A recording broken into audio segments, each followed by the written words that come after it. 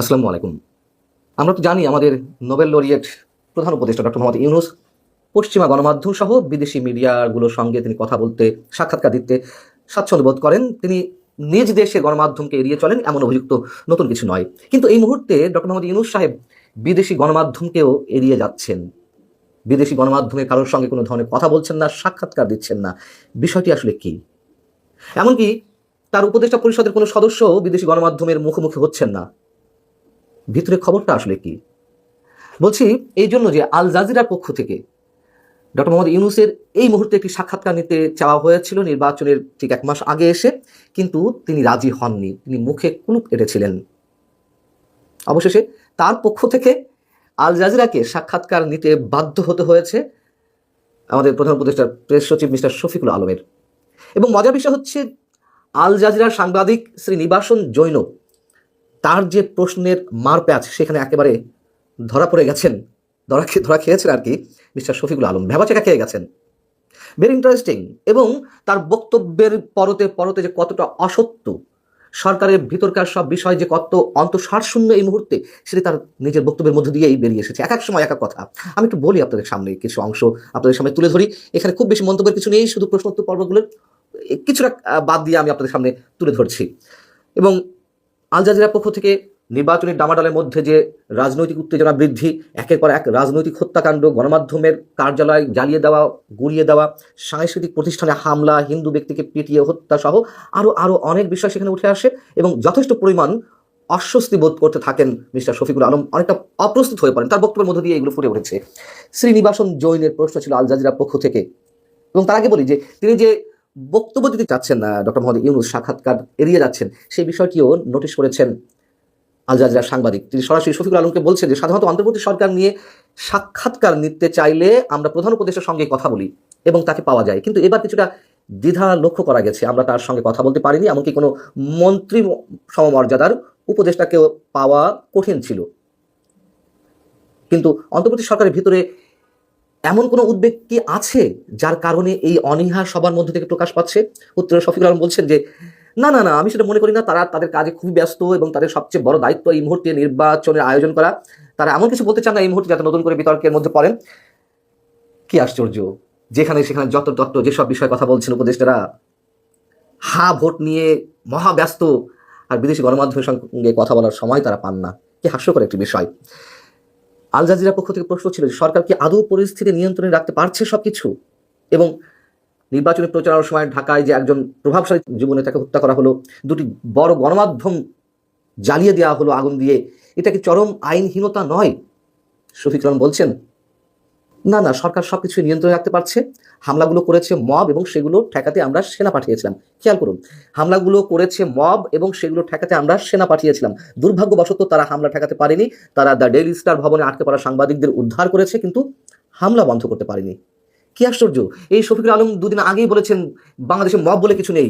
যা কিছু ঘটছে আওয়ামী লীগ সরকারের 15.5 বছরের বিভিন্ন কর্মকাণ্ডে, অত্যাচার, নির্যাতনে মানুষ অতিষ্ঠ হয়ে তাদের যে পুঞ্জীভূত ক্ষোভ, তার নাকি বিস্ফোরণ ঘটছে। অথচ এখন এসে তিনি মব বলতে বাধ্য হচ্ছেন। যদিও ডেইলি স্টার প্রথম আলোতে যেদিন অগ্নিকাণ্ডের ঘটানো হলো, সেদিন তিনি এই শব্দটা উচ্চারণ করেছিলেন। আমরা অবাক হয়েছিলাম, বিস্ময় প্রকাশ করেছিলাম। এখন তিনি আন্তর্জাতিক গণমাধ্যমের সামনেও মব শব্দটা উচ্চারণ করছেন। আর সেনাবাহিনীর উপরে কেন সব ধরনের দায় চাপিয়ে দেওয়া হচ্ছে? সেনাবাহিনী নিয়ে নানা ধরনের বিতর্ক থাকতে পারে, কিন্তু কেন সেনাবাহিনীর উপরে সরকারের সব দায় দায়িত্ব চাপিয়ে দেওয়া হচ্ছে যে তারা নিয়ন্ত্রণ করতে পারেনি, মব বন্ধ করতে পারেনি? উদ্দেশ্যটা কি? এবং প্রশ্ন ছিল, ছড়িয়ে পড়া ভিডিওতে দেখা গেছে পুলিশ দাঁড়িয়ে দাঁড়িয়ে মবের হামলা দেখছিল, পুলিশের তেমন একটা তৎপরতা দেখা যায়নি। আবার শফিকুল আলম বলছেন না, আমরা তো সেনাবাহিনী ও পুলিশ পাঠিয়েছি, তারা কেন কার্যকর ব্যবস্থা নিতে ব্যর্থ হয়েছে তা তদন্ত করা হচ্ছে। আল জাজিরার সাংবাদিক বলছেন, আপনি কি ঘটনার ভয়াবহতা কম করে দেখাচ্ছেন? দ্য ডেইলি স্টারের সম্পাদক এবং প্রকাশক মাহফুজ আনাম বলেছেন যে আমরা হত্যার যুগে প্রবেশ করেছি, মত প্রকাশের স্বাধীনতার কথা বলে যান, এখন প্রশ্ন হলো টিকে থাকার অধিকার নিয়ে। আল জাজিরার সাংবাদিক কোট করছেন মাহফুজ আনামের বক্তব্য, অথচ ডক্টর ইউনূস কথা বলেন যে আমরা বর্বরতার থেকে নাকি সভ্যতার যুগে প্রবেশ করেছি। যাই হোক, শ্রীনিবাসন আল জাজিরার সাংবাদিক, তিনি বলছেন দ্য নিউ এজ সম্পাদক নুরুল কবিরকে ডেইলি স্টারের কার্যালয়ের বাইরে মারধর করা হয়েছে। তিনি বলেছেন, আমি পরিষ্কারভাবে বলতে পারি সরকারের একটি অংশ কিংবা পুরো সরকার এই ঘটনা ঘটতে দিয়েছে। শফিকুল আলম উত্তর দিতে গিয়ে বললেন যে নুরুল কবির মিথ্যা বলেছেন, এমন অভিযোগ করার আগে তাকে প্রমাণ দিতে হবে, এটা ভিত্তিহীন। যদি তিনি মনে করেন সরকারের কোনো অংশ জড়িত, তাহলে প্রমাণ দিক। আমরা কি পুলিশ পাঠাইনি, আমরা কি সেনাবাহিনী পাঠাইনি? আবারও তিনি খুব নিজেকে জাহির করে বলছেন। আল জাজিরার সাংবাদিক তখন তিনি বলছেন, হয়তো নুরুল কবির বোঝাতে চেয়েছেন পুলিশ কার্যকর ছিল না, তারা হামলা ঠেকাতে পারেনি।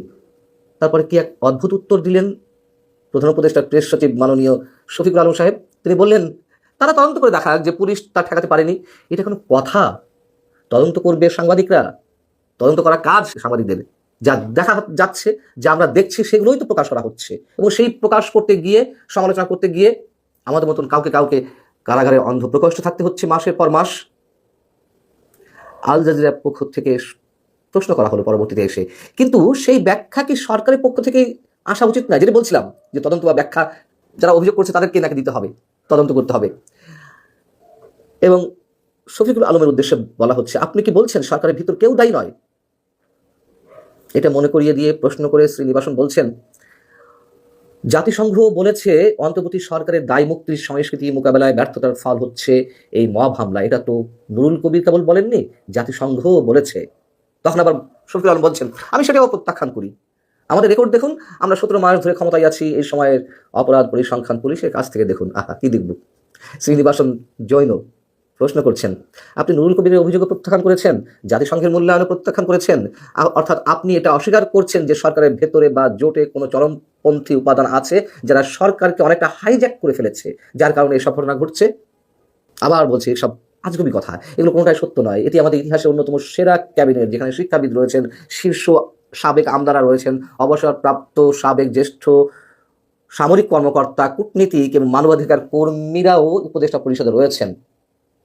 শ্রীনিবাসন তাহলে বলছেন তারপরে যে তাহলে হাসিনা বা তার সমর্থক নির্বাচনের আগে বাংলাদেশে সন্ত্রাসী কার্যক্রম করার জন্য উদ্বুদ্ধ করছে, আওয়ামী লীগ নাকি সন্ত্রাসী কার্যক্রম করতে উদ্বুদ্ধ করছে, এটার প্রমাণ কোথায়?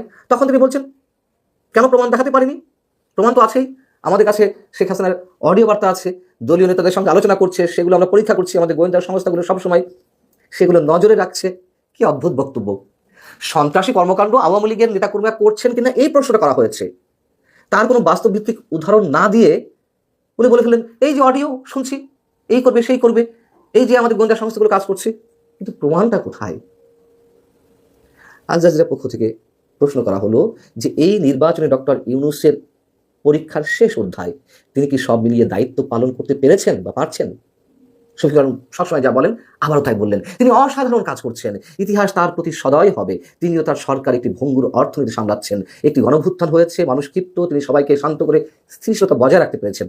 বর্তমানে যা চলছে তা নাকি স্থিতিশীলতা।